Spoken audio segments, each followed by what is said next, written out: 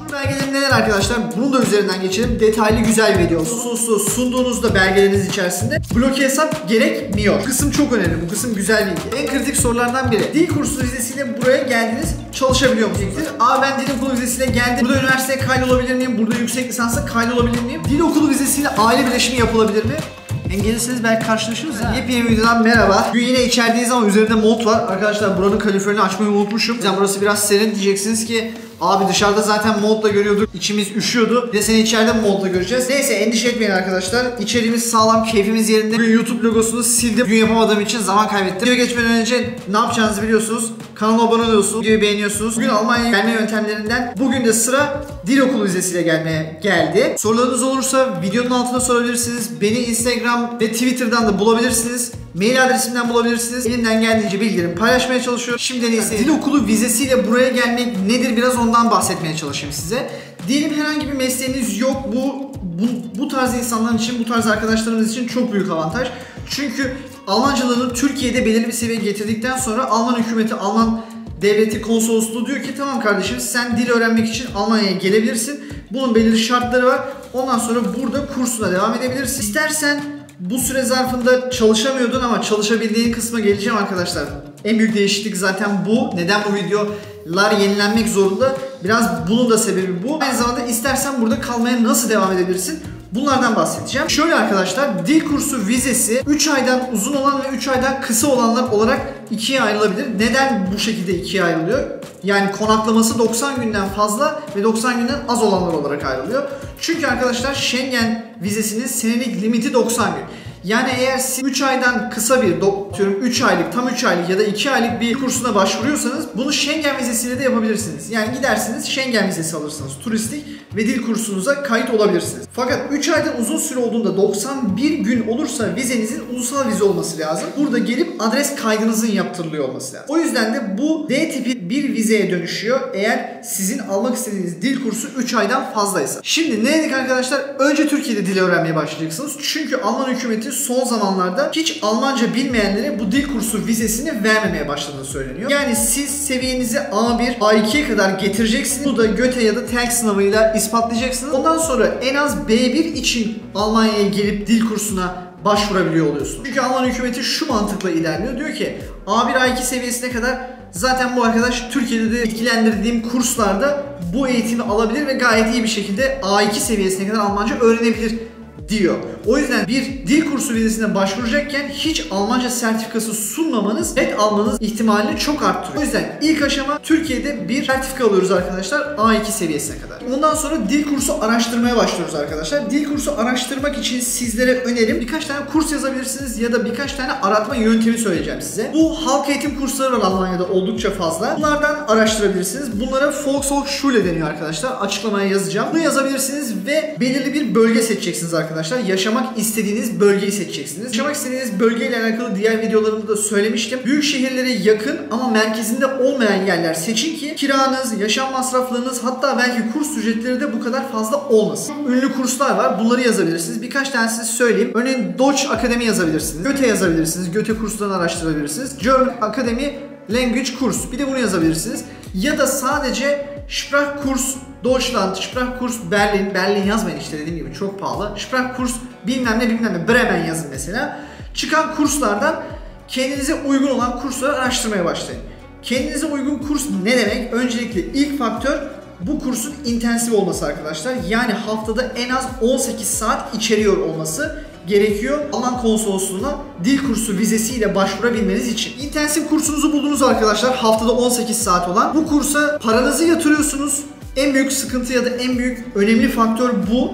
Burada bu parayı yatırdıktan sonra kurs size kayıt olduğunuza dair bir belge gönderiyor. Bu belgeyle beraber zaten İDATA'ya yani Alman konsolosluğuna dil kursu için başvurunuzu yapıyorsunuz. Bu kısım önemli. Kursları araştırırken şöyle bir şey öneririm arkadaşlar. Ne olursa olsun bu vize tipinin çıkmama ihtimali var. O yüzden de kursa parayı yatırmadan önce vize çıkmadığı durumda iade alıp alamayacağınızı sorun. Bazı kurslar %10 kesinti yapıyor, bazıları hiç yapmıyor. Dediğim gibi bu kısmı iyi araştırın. Kursla bu kısımda netleşmiş olun arkadaşlar.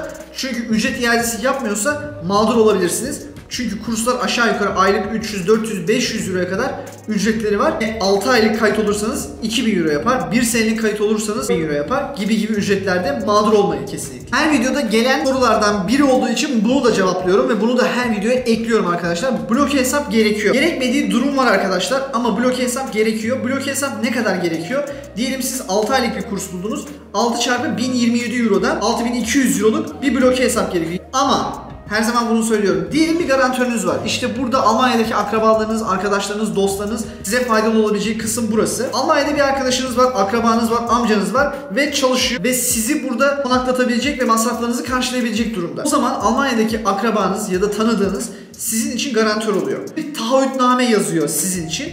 Diyor ki bu kişi bir sene kaldığı süreç boyunca bende konaklayacaktır. Benim oturduğum yer burası. Zaten kursu da yakın. Yani atıyorum şöyle bir şey olamaz. Kursu Bremen'de. Adam diyor ki ben Hamburg'da yaşıyorum. Ben buna garantörüm. Konaklaması için garantörüm diyemez. Konaklaması için de garantör olmak istiyorsa mantıklı olması arkadaşlar gerekiyor. Buna da dikkat edeceksiniz. Eğer böyle bir tanıdığınız varsa, size garantör olursa ve taahhütname yazarsa bunu da konsolosluğa sunduğunuzda belgeleriniz içerisinde bloke hesap gerekmiyor. Bu kısım çok önemli. Bu kısım güzel bilgi. Garantör bulduk ya da bloke hesapta paramızı gösterdik. Dil kursu belgemizi de dosyamızın içine koyduk. Yani dil kursuna da paramızı yatırdık. A2 belgemizi de dosyamızın içine koyduk. Ardından ne eklememiz gerekiyor? Arkadaşlar en önemli şeylerden biri de motivasyon mektubu. Motivasyon mektubu her zaman bu konsolosluk görüşmelerinde Ausbildung için, iş başvurunuz için, eğitim için, yüksek lisans için gerekli. Çünkü konsolosluk bütün belgeleriniz olsa da niçin buraya geleceğinizi belirtmiş olsanız da sizden daha açıklamalı bir belge istiyor. Motivasyon mektubunda neler yazmalıyız arkadaşlar? Dil kursu vizesiyle buraya gelmek için. Diyelim siz bir kurumda çalışıyorsunuz ve diyeceksiniz ki bu motivasyon mektubunda benim Almanca öğrenmem şöyle gerekli. Bu Almancayı öğrenip geliştirip Türkiye'deki işimde kullanmaya devam etmek istiyorum. Ya da diyebilirsiniz ki ben bu Almancamı geliştirdikten sonra burada yüksek lisans ya da üniversite başvurusu yapmak istiyorum. Detaylı ve gerçekçi, tutarlı bilgilerle yaklaşık bir sayfalık bir motivasyon mektubu yazıyorsunuz arkadaşlar. En kritik sorulardan biri. Dil kursu vizesiyle buraya geldiniz, çalışabiliyor musunuz? Eski videolardan göreceğiniz üzere dil kursu vizesiyle buraya geldiğinizde çalışamıyordunuz arkadaşlar. Fakat fırsat kartı ve yeni göç yasasının 18 Mart'ta çıkacak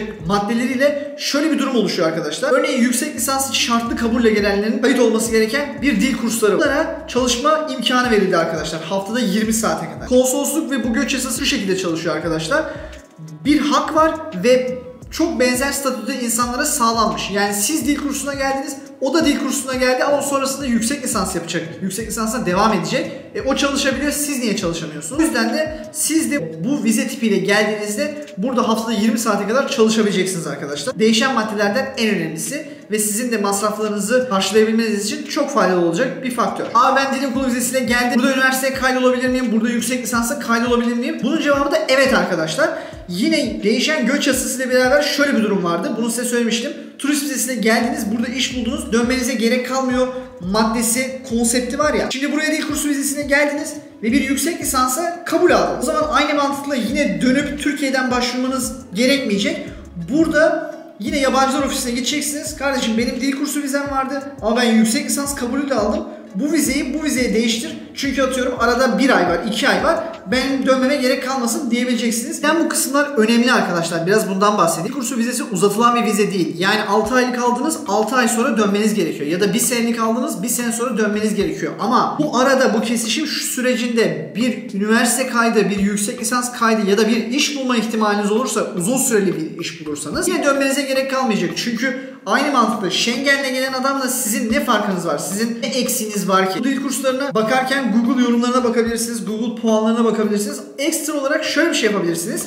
Yani ben mesela araştırmak istediğim şeyleri böyle yapıyorum. Instagram'da o adresi, o lokasyonu araştırıp insanların o kursta koyduğu fotoğraflara, yorumlarına, ortama bile bakabilirsiniz. O yüzden önemli, seçerken inceleyin, sık dokuyun. Çünkü 6 ay, 1 sene bu eğitimi alacaksınız, o kursa gideceksiniz. Daha gelmeden parasını yatıracaksınız. O yüzden çok önemli. Bu arada videoyu buraya kadar izleyip beğendiyseniz, videoyu beğenip kanala abone olursanız çok sevinirim. Ses tonunu değiştirdim. Belki daha etkili olur diye. Eskiden beddua ediyorduk millete. Bu videoyu abone olmayan, kanalıma videoyu beğenmeyen gelmesin buraya falan diye. O işe yaramadı. Videoyu beğenenler gelsin dedik. O da işe yaramadı. Ya şunu bir yapın ya. Sizi seviyorum. Büyük şehirlerin merkezinde olmasın ama büyük şehirlere yakın olsun. Büyük şehirlere yakın yerlerde expat kulüpleri oluyor. Burada iş imkanlarını takip edebilirsiniz, kovalayabilirsiniz. Burada konuşma kursları oluyor, konuşma grupları oluyor arkadaşlar. Atıyorum Ukraynalılar, Suriyeliler, Afganistanlılar, Türkler gelmiş oluyor oraya. Ve Almanca konuşuyorlar. Bence çok faydalı. O yüzden de bu önerime de dikkat alın. Hatta şehir seçerken Almanya'nın doğusundaki şehirleri de seçebilirsiniz. Çünkü neden? Hem göç alıyor, bu dediğim gibi konuşma kurslarının, konuşma gruplarının çok bulunduğu yerler oluyor. Hem de görece olarak daha ucuz. Nereleri söyleyebilirim? Hamburg pahalı kalıyor arkadaşlar. Dresden'i önerebilirim, Leipzig'i önerebilirim. Bu şekilde doğudaki şehirlere de odaklanabilirsiniz. Küçük bir öneri. Hem gelirseniz belki karşılaşırız ha. Geldik İDATA'dan konsolosluk görüşmesi için gün alma serüvenine. Bir de arkadaşlar eğer başka dillerden, yani atıyorum İngilizceden bir sertifikanız varsa bunu da ekleyin. Çünkü Alman hükümeti konsolosluğu konsept olarak diyor ki, mantığı şöyle düşünün arkadaşlar. Sizi öne çıkaracak her belgeyi sunun. İngilizce alınmış TOEFL belgeniz var. Bunu da dosyanıza ekleyin arkadaşlar. Sonra İDATA'ya giriyorsunuz. 44F kısmından İDATA'dan konsolosluk görüşmesi için gün atanması için başvurunuzu yapıyorsunuz. Başvuru belgeleri neler arkadaşlar? Bunu da üzerinden geçelim. Detaylı güzel bir video olsun. Başvuru formu, zaten bunu indireceksiniz. 4F yazdığınızda konsolosluk için dokümanlarda bu da çıkacak. Başvuru formu, vize ücreti 75 euro, bunun yanınızda nakit bulundurun. İDATA'nın parası, İDATA ücreti 500 lira falan civarıydı. Onu da yazınca bakarsınız. Fotoğraf, 2 tane fotoğrafınız olsun. Pasaportunuz, yani doğal olarak yurt dışına gideceksiniz.